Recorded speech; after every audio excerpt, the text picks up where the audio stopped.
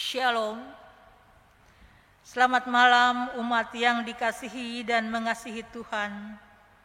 Salam sejahtera dalam kasih Kristus.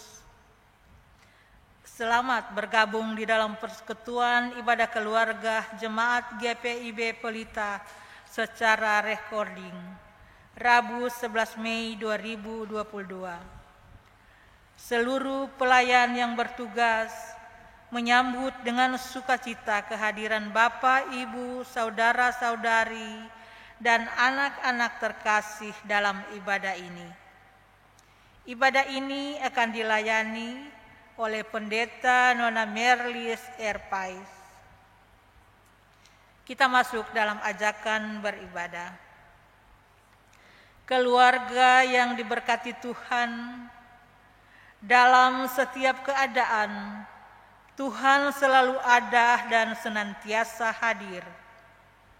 Marilah kita senantiasa bersyukur dengan bersekutu bersama, karena Tuhan masih memberkati dan melindungi kita sampai dengan saat ini. Mari berdiri dan mengangkat kidung pujian dari Kidung Jemaat 8 bait 1.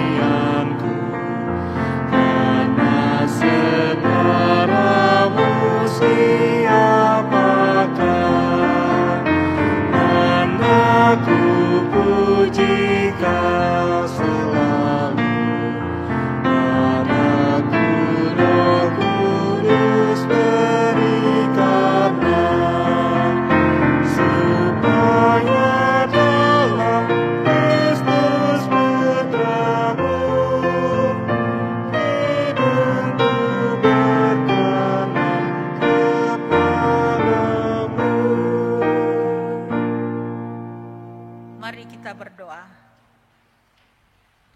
Allah yang Maha Baik, Sang Pemilik kehidupan kami, kini kami datang kepadamu, membawa syukur atas kehidupan yang Tuhan berikan. Dalam persekutuan ini, kami hendak memuji dan memuliakan nama-Mu, serta merenungkan akan kebenaran firman Tuhan. Berkenanlah atas ibadah ini, serta berkati hati dan pikiran kami, agar hanya tertuju kepada Engkau saja. Dalam nama Yesus Kristus, Sang Pemberi kehidupan dan keselamatan, kami berdoa. Amin.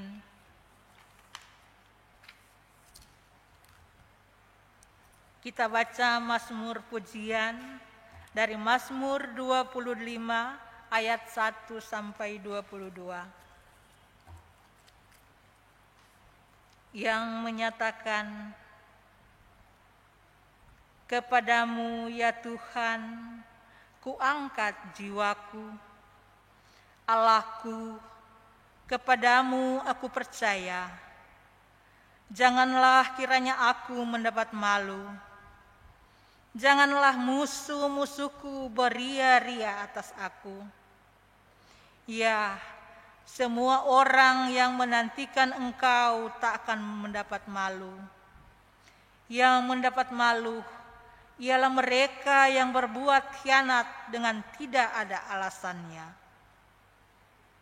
Beritahukanlah jalan-jalan-Mu kepadaku ya Tuhan. Tunjukkanlah itu kepadaku. Bawalah aku berjalan dalam kebenaran-Mu dan ajarlah aku, sebab Engkaulah Allah yang menyelamatkan aku. Engkau ku nanti-nantikan sepanjang hari. Ingatlah segala rahmat-Mu dan kasih setia-Mu ya Tuhan. Sebab semuanya itu sudah ada sejak purbakala. dosa-dosaku pada waktu muda, dan pelanggaran-pelanggaranku janganlah kau ingat. Tetapi ingatlah kepadaku sesuai dengan kasih setiamu, oleh karena kebaikanmu ya Tuhan. Tuhan itu baik dan benar, sebab itu Ia menunjukkan jalan kepada orang yang sesat. Ia membimbing orang-orang yang rendah hati menurut hukum, dan Ia mengajarkan jalannya kepada orang-orang yang rendah hati. Segala jalan Tuhan adalah kasih setia dan kebenaran bagi orang yang berpegang pada perjanjiannya dan peringatan-peringatannya. Oleh karena nama-Mu ya Tuhan, ampunilah kesalahanku, sebab besar kesalahan itu. Siapakah orang yang takut akan Tuhan? Kepadanya Tuhan menunjukkan jalan yang harus dipilihnya. Orang itu sendiri akan menetap dalam kebahagiaan, dan anak cucunya akan mewarisi bumi. Tuhan bergaul karib dengan orang yang takut akan Dia, dan perjanjiannya diberitahukannya kepada mereka. Mataku tetap terarah kepada Tuhan, sebab Ia mengeluarkan kakiku dari jaring. Berpalinglah kepadaku dan kasihanilah aku, sebab aku sebatang kara dan tertindas. Lapangkanlah hatiku yang sesak, dan keluarkanlah aku dari kesulitanku. Tiliklah sengsaraku dan kesukaranku, dan ampunilah segala dosaku. Lihatlah betapa banyaknya musuhku, dan bagaimana mereka membenci aku dengan sangat mendalam. Jagalah kiranya jiwaku, dan lepaskanlah aku. Janganlah aku mendapat malu, sebab aku berlindung padamu. Ketulusan dan kejujuran kiranya mengawal aku, sebab aku menanti-nantikan Engkau. Ya Allah, bebaskanlah orang Israel dari segala kesesakannya. Demikianlah pembacaan Mazmur pujian. Silakan duduk.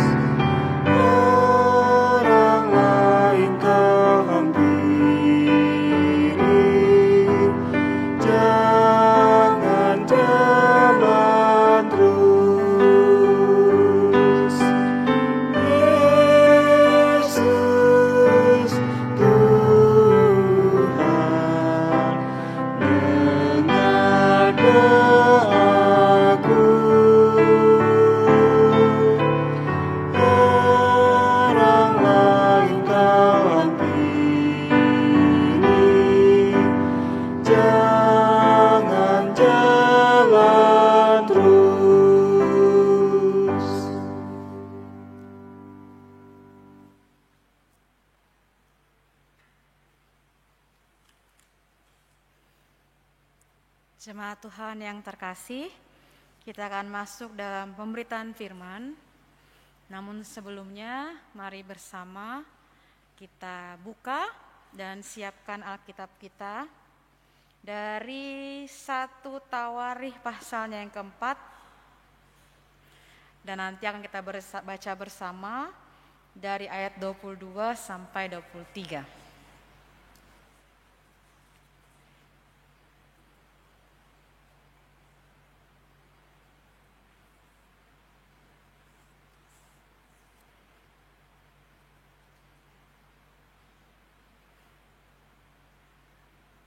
Bila sudah, kita biarkan Alkitab kita terbuka. Mari berdoa, mohon bimbingan Roh Kudus.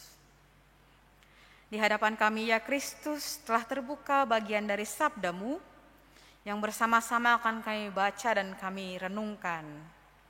Kiranya hikmat daripada Tuhan menyertai setiap kami, agar kami dimampukan menjadi pendengar juga pelaku firman-Mu.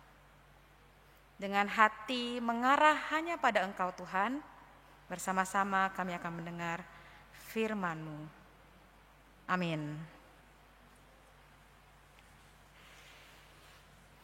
Jemaat Tuhan, marilah berdiri. Kita akan mendengarkan firman Tuhan dari 1 Tawarikh 4 ayat yang ke-22 sampai dengan 23 yang menyatakan, lalu Yokim dan orang-orang Koseba, lagi Yoas dan Saraf, yang menguasai Moab, dan kemudian pulang ke Betlehem. Riwayat ini tua. Mereka ini adalah tukang-tukang periuk yang diam di Netaim dan Gedera. Mereka diam di sana dan bekerja untuk raja. Demikianlah firman Tuhan, terpujilah Kristus. Haleluya.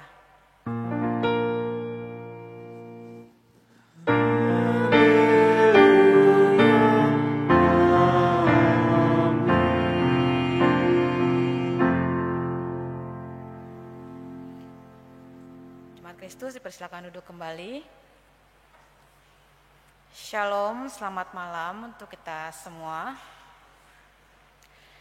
Bapak Ibu jemaat yang dikasihi oleh Yesus Kristus, secara etimologis istilah Tawarikh menurut KBBI atau Kamus Besar Bahasa Indonesia berasal dari bahasa Arab yang berarti sejarah atau riwayat.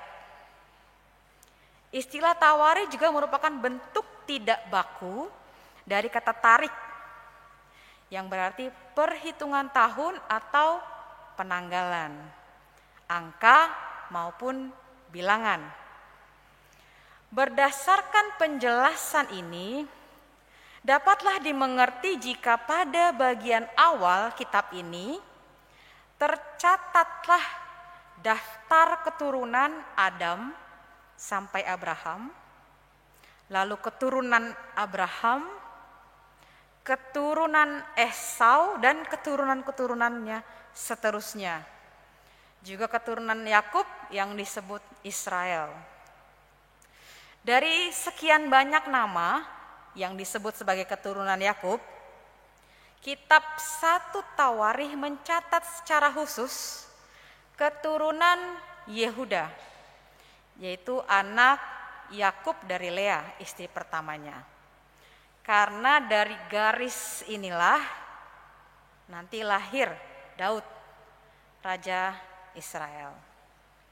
Rupanya tidak hanya garis keturunan Yehuda yang melahirkan Raja Daud, tapi kitab Tawarikh juga mencatat adanya keturunan Yehuda dari cabang yang lain, yaitu Tamar, menantu perempuan Yehuda yang melahirkan baginya Peres, Hesron, Karmi, Hur, dan Syobal. Sekalipun daftar keturunan ini sepertinya tidak dicatat secara rapi terstruktur, namun orang yang mencatat daftar ini melengkapi beberapa nama dengan keterangan tambahan. Seperti yang kita baca pada ayat 22 dan 23 ini. Sungguh menarik sekali bahwa tema atau topik renungan yang malam hari ini kita bersama-sama dengarkan dan renungkan menyangkut soal data. Sebuah hal dasar yang seringkali bersinggungan dalam kehidupan. Kita tidak sadar menggunakannya, tetapi tidak jarang juga kita dengan sadar mengabaikannya. Padahal sifatnya esensial atau penting. Contoh sederhana saja ya. Saya rasa jemaat, majelis semua tahu. Kalau kita ibadah minggu, itu pasti ada yang hitung jemaat yang datang ada berapa. Kalau dulu sebelum pandemi itu ada petugas di pintu yang biasa klik-klik gitu ya, ada alatnya. Jadi dia menghitung beberapa jumlah jemaat yang hadir. Nah kalau sekarang sebelum masuk pintu gereja itu sudah ada buku tamu yang harus diisi oleh Satgas. Namanya siapa, sektor berapa, suhunya berapa. Jadi kita melakukan pendataan itu. Cuma aksesnya bagaimana untuk tahu, belum ya, saya rasa belum ke sana. Tapi data itu ada. Namun sayangnya pada saat yang sama juga ada berapa banyak kegiatan di gereja yang setelahnya kemudian kita evaluasi bersama, kemudian menghasilkan data yang valid untuk menjadi acuan pembuatan program di kemudian hari. Berapa banyak? Apakah ada setelah kita melakukan evaluasi kegiatan tertentu, kemudian dievaluasi secara resmi dan kemudian data itu kita pakai untuk membuat atau merancang atau dasar untuk membuat kegiatan-kegiatan atau program berikutnya. Nah karena itu pada kesempatan kali ini saya mau berbicara sedikit dulu mengenai data, baru sesudahnya sesuai dengan tema kita biarkan data yang bicara. Ada beberapa fun facts yang mau saya sampaikan pada malam hari ini. Yang pertama, data itu adalah dasar dari pengambilan kebijakan pemerintah. Contoh, sekarang yang lagi rame ini arus balik ya, pulang kampung. Menurut data yang kita sama-sama bisa lihat dari media-media sosial maupun media pertelevisian, angka kemacetan itu tinggi ya, karena setelah 2 tahun kita pandemi akhirnya boleh untuk pulang kampung gitu ya, maksudnya diizinkan. Tetapi ketika melihat bahwa begitu padatnya jalanan, kemudian diberlakukanlah atau diambillah kebijakan one way. Sampai tol itu hanya untuk arus balik saja. Hasilnya bagaimana? Rupanya masih juga ada kepadatan. Sehingga ada kebijakan baru lagi muncul dari data tadi. Akhirnya beberapa lembaga pemerintahan memutuskan untuk WFH seminggu lagi. Untuk apa? Untuk meredam atau mengurangi angka kemacetan tadi. Tetapi untuk bisa sampai pada keputusan itu harus ada datanya dulu. Jadi tidak bisa sembarangan atau jadi nanti tidak akan tepat sasaran. Nah, pemerintah juga karena itu melakukan ada yang namanya sensus penduduk ya. Dilakukan secara berkala. 10 tahun sekali. Nah, data yang dicapai itu biasanya tidak hanya meliputi jumlah orang, tapi juga fakta lainnya seperti jenis kelamin, usia, bahasa, dan lain-lain yang dianggap perlu. Dan data makro atau data besar jumlahnya saja itu bisa diakses oleh masyarakat Indonesia. Silakan buka di website bps.go.id. Tapi data mikro atau data di dalam keluarga itu tidak bisa diakses dengan alasan apapun. Karena dilindungi oleh undang-undang mengenai statistik. Nah, selain sensus penduduk, ada juga sensus pertanian. 10 tahun sekali juga dilakukan. Jumlah petani, jumlah pohon, perkebunan, orang yang bertani. Karena Indonesia ini masih negeri agraris.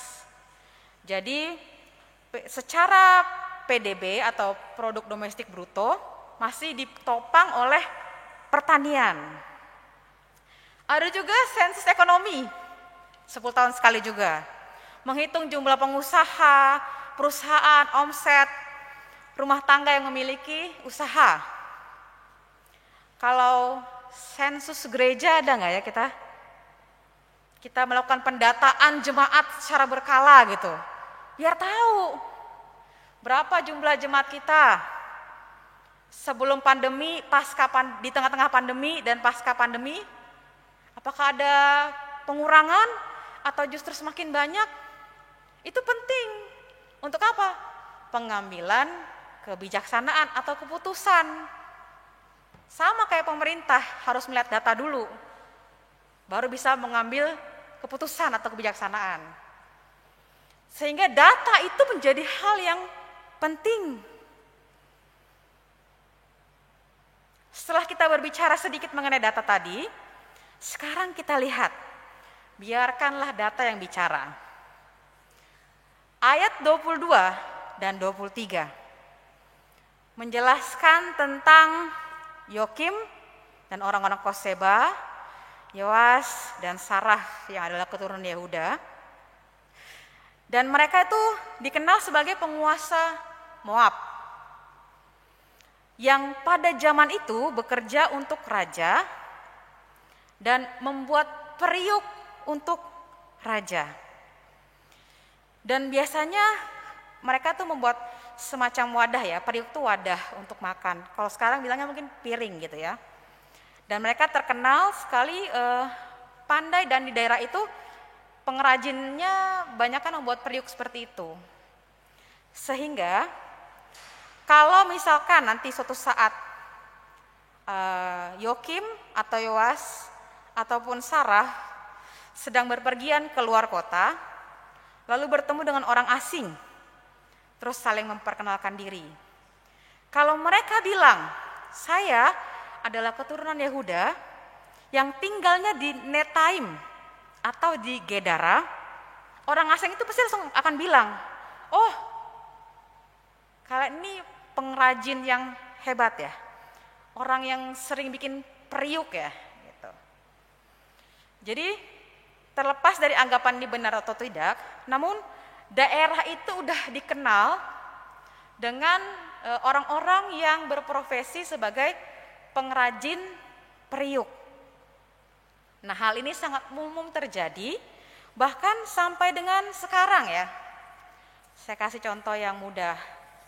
Misalkan saja kita di jalan bertemu dengan seorang yang namanya Lukas gitu ya, Matius atau Yohanes. Nah, biasanya orang tuh pasti akan langsung berasumsi, nih kayaknya orang Kristen nih.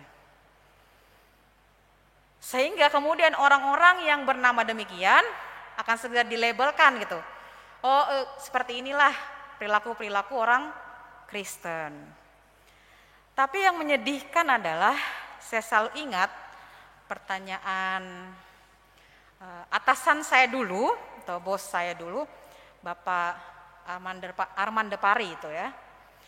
Beliau kalau ada kegiatan ibadah atau perayaan Kristen tuh selalu bilang gini, saya sedih katanya.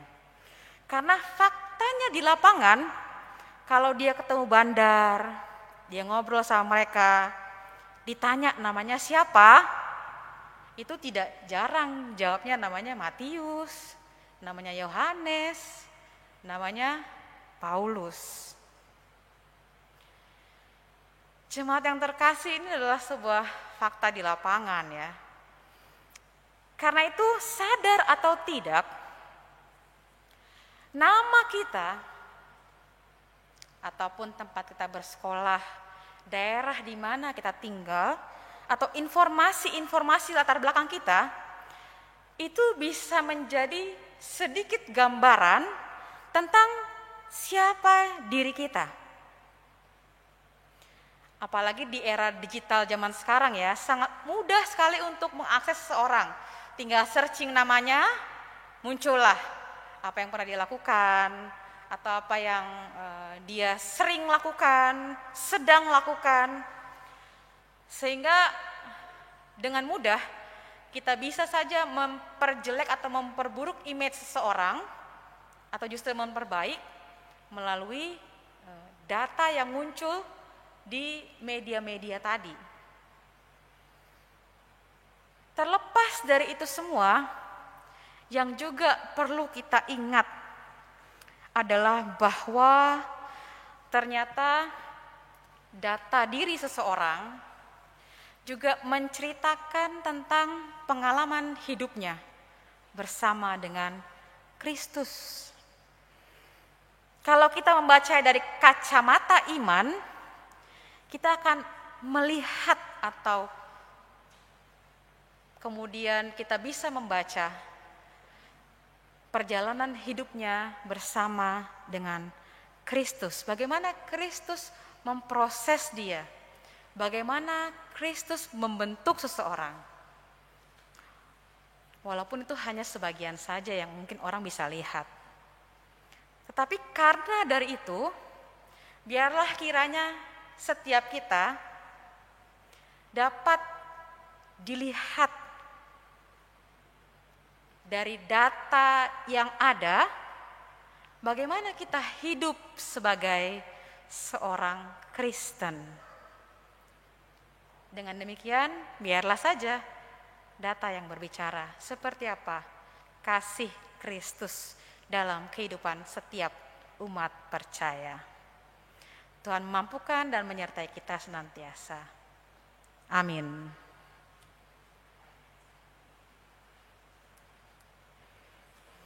Jemaat yang terkasih, mari kita mengambil saat teduh sejenak. Kita akan bersama-sama merenungkan firman yang sudah kita dengar.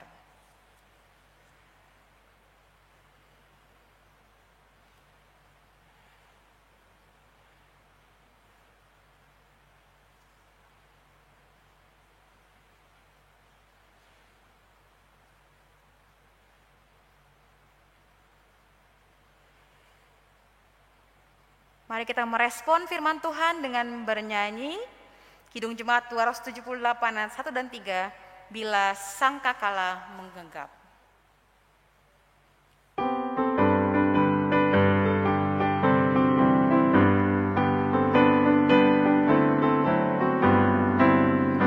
Bila sangkakala menggagap dan zaman berhenti, fajar baru yang abadi merekam.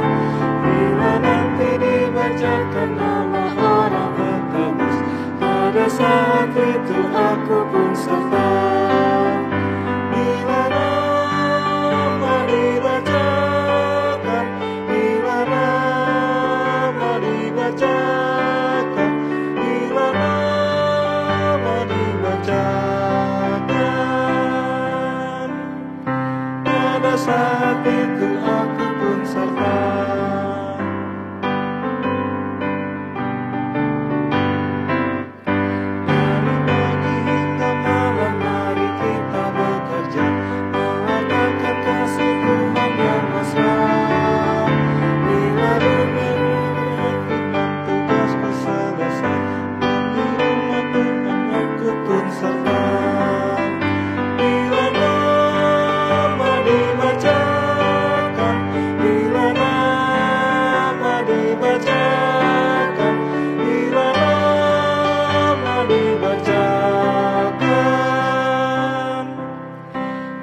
Saat itu aku pun serta.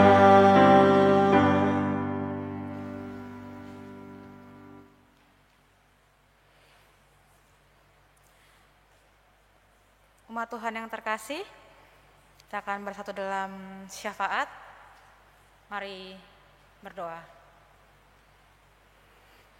Sungguh Tuhan, kami bersyukur bahwa dari hari ke hari kami bisa melihat dan merasakan penyertaan Tuhan yang luar biasa dalam kehidupan setiap kami. Ajar kami Tuhan, agar dapat melihat segala sesuatunya sebagai satu hal baik, yang adalah bagian dari rencana Tuhan yang indah dalam kehidupan setiap kami yang percaya. Bapa yang terkasih, sungguh kami melihat kebaikan-Mu terus-menerus tercurah dalam kehidupan kami. Kami bersyukur dan kami berterima kasih. Engkau Allah yang mengerti, Engkau Bapa yang mengasihi, Engkau Kristus yang selalu hadir dalam kehidupan setiap kami.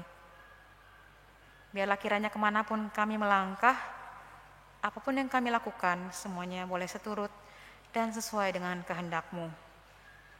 Kami bersatu hati Tuhan mendoakan gereja kami, dengan segala pelayanannya, mereka yang berkecimpung di dalamnya, orang-orang hamba-hamba Tuhan yang telah Engkau utus bagi kami, mulai dari Ketua Majelis Jemaat Ibu Pendeta Ellen, segenap PHMJ, Majelis Jemaat yang bertugas sebagai penatua dan diaken, mereka yang juga diberikan tanggung jawab sebagai koordinator sektor, orang-orang yang Kau panggil dalam segala bentuk kepanitiaan dan kepengurusan dari segala pelkat.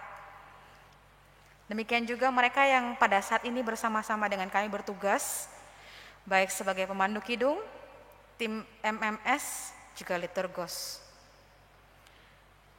Kami yakin dan percaya dalam setiap pelayanan ini, nama-Mu saja yang dimuliakan. Tolong dan mampukan kami Tuhan, untuk bisa menjadi pewarta Kristus, tidak hanya melalui mulut atau perkataan, tapi juga melalui sikap atau perbuatan kami dari hari lepas hari. Kami pun bersyukur untuk warga jemaat yang pada pekan ini Tuhan tambahkan lagi usianya 1 tahun, dan juga mereka yang bersyukur atas ulang tahun perkawinan. Namun juga Tuhan, kami berdoa untuk mereka yang terbaring sakit di rumah dan juga di rumah sakit. Kami berdoa untuk Bapak Aris Sudarto, Majarangga, Ibu Nikmat Tadiulu, Bapak Kartono Hasibuan, Bapak Ngatijo, Bapak Bambang Jumio, Bapak Abner Situmorang, Ibu Isya Sadino, Ibu Susana Laik, Oma Sama Samson, Bapak Herke Sigarlaki, Bapak Stefanus Wawe, Ibu Sisilia Sumanti, Bapak J. Matkusa, juga Bapak Yopi Winkler. Tuhan menyertai mereka yang saat ini berseru memohon agar kiranya pemulihan terjadi dalam hidup mereka. Berikanlah mereka kesabaran dalam menanti janji Tuhan dinyatakan. Jangan biarkan iman mereka menjadi lemah, tapi justru kuatkan mereka dan keluarga yang menanti, yang mengurus, yang merawat, sehingga biarlah dalam keadaan seperti itu pun mereka tetap bisa melihat penyertaan Tuhan yang tiada pernah berakhir. Kami juga Tuhan sebagai jemaat rindu agar biarlah kiranya proses pembangunan gedung gereja GPIB Pelita Jakarta Lubang Buaya boleh berlangsung dengan baik. Biarlah kiranya segala kebutuhan, segala yang kami perlukan, semuanya Tuhan buka jalan. Dan biarlah apa yang kami upayakan, apa yang kami rencanakan dan rancangkan, semuanya tidak akan sia-sia, karena semata-mata hanyalah untuk kemuliaan nama-Mu Tuhan. Bapa, kami juga bersatu hati berdoa untuk bangsa dan negara ini. Biarlah kiranya Tuhan limpahkan mereka dengan kebijaksanaan, agar dalam setiap pengambilan keputusan, hal yang terbaik dan kesejahteraanlah yang boleh dirasakan oleh kami sebagai bagian dari masyarakat. Jangan biarkan kami hanya menjadi masyarakat yang terus-terus menuntut, Tapi bantu kami Tuhan dan mampukan kami untuk bisa berkontribusi aktif dan positif demi bangsa dan negara kami dapat terus maju dan berkembang.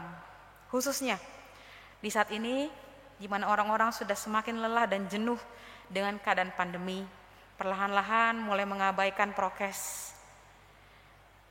Tuhan, Engkau yang Maha Tahu, biarlah kiranya kami ini Tuhan diberikan kelegaan. Biarlah kiranya hal yang terbaik dan pandemi ini Tuhan boleh segera berakhir. Tapi jadilah kehendak-Mu, karena kami tahu rencana-Mu yang indah sudah menanti bagi setiap orang yang percaya. Bapa yang kami kasihi, biarlah kiranya oleh penyertaan dan kekuatan daripada Engkau saja, kami boleh terus mewartakan kasih Kristus dimanapun kami berada. Pakai kami menjadi agen-agen pembagi kasih dan agen-agen pembaruan, sehingga sungguh karya kasih Kristus boleh nyata. Tuhan, dengarkanlah harapan, ungkapan syukur dan doa yang kami naikkan dalam nama Yesus Kristus yang telah mengajar kami berdoa bersama-sama. Bapa kami yang di surga, dikuduskanlah nama-Mu, datanglah kerajaan-Mu, jadilah kehendak-Mu di bumi seperti di surga. Berilah kami pada hari ini makan kami yang secukupnya, dan ampunilah kami akan kesalahan kami, seperti kami juga telah mengampuni orang yang bersalah kepada kami. Dan janganlah Engkau membawa kami ke dalam pencobaan, tetapi lepaskanlah kami daripada yang jahat.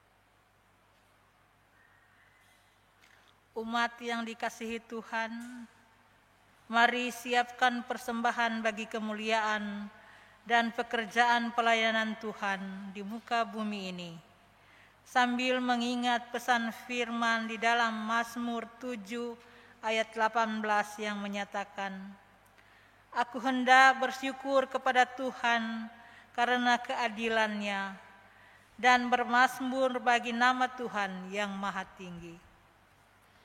Pemberian persembahan dapat diberikan melalui Bank BNI cabang Pondok Gede atau dengan cara menyerahkan kolekte ke meja ke majelis di sektor masing-masing untuk kemudian diteruskan ke gereja. Tuhan memberkati saudara dan persembahan saudara. Sambil memberi persembahan kita menyanyikan dari Gita Bakti 84 bait 1.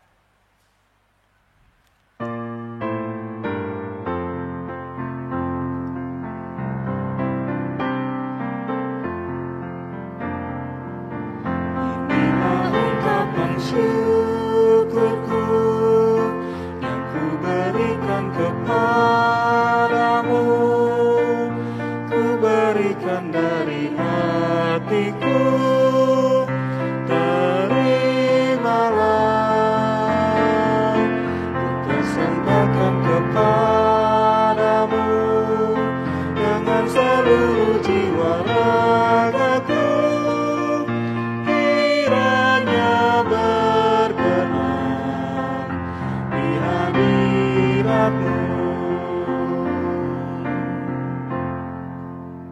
Jemaat Tuhan, mari berdiri untuk mendoakan persembahan yang telah kita kumpulkan. Mari berdoa. Ya Allah yang maha baik, kami bersyukur kalau pada hari ini kami masih diberikan berkat yang mencukupkan kehidupan kami. Kami menyadari bahwa semua yang kami terima berasal dari kasih dan kebaikan Tuhan. Dan ketika kami mampu memberi persembahan, itu semua hanya karena Tuhan saja. Berkatilah persembahan ini ya Bapa, agar berguna untuk menunjang pelayanan bagi nama-Mu melalui jemaat ini. Biarlah nama Tuhan semakin dipermuliakan melalui setiap hal yang kami kerjakan. Di dalam nama anak-Mu Tuhan Yesus Kristus, kami berdoa. Amin. Silakan duduk.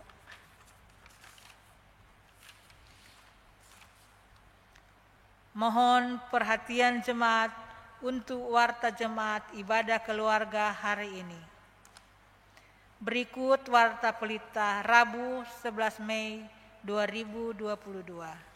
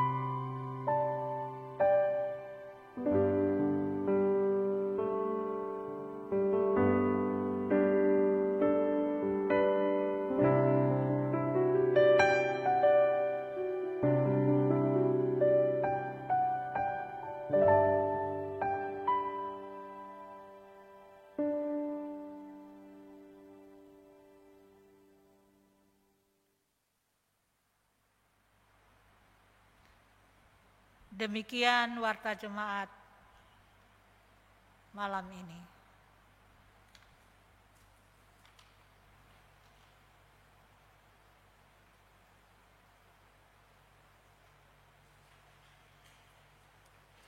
Umat Tuhan, kita akan masuk dalam amanat pengutusan.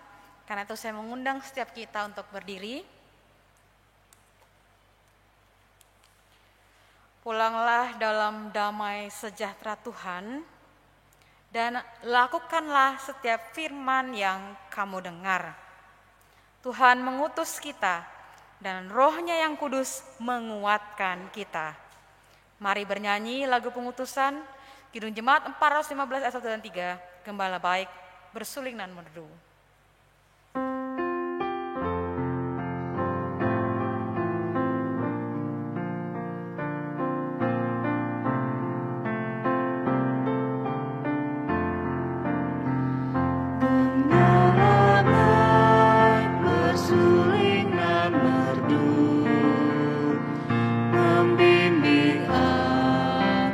Pada air tenang dan memberi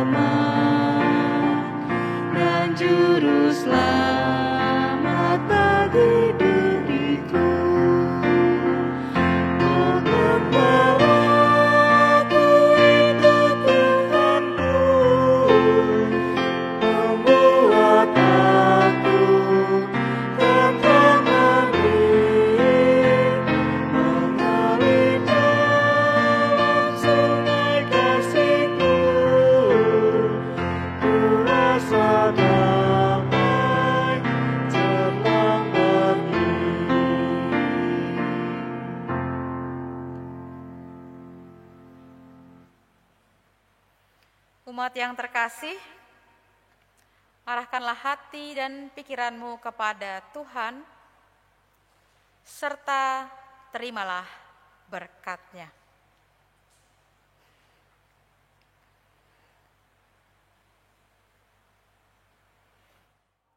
Tuhan memberkati engkau dan melindungi engkau.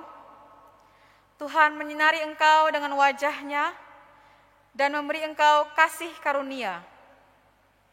Tuhan menghadapkan wajah-Nya kepadamu dan memberi engkau damai sejahtera.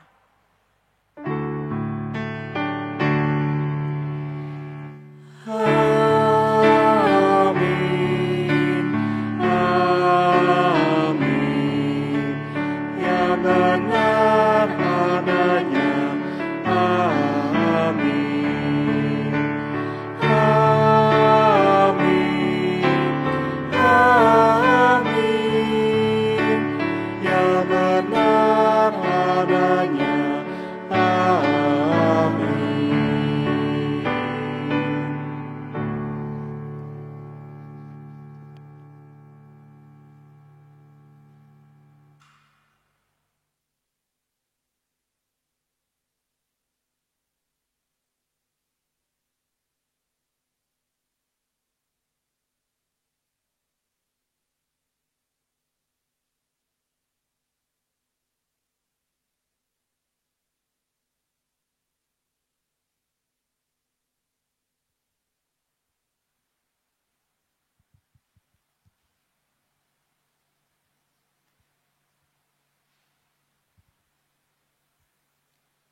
Kami atas nama presbiter yang bertugas pada ibadah malam Rabu ini menyampaikan terima kasih kepada jemaat yang sudah mengikuti ibadah di rumah.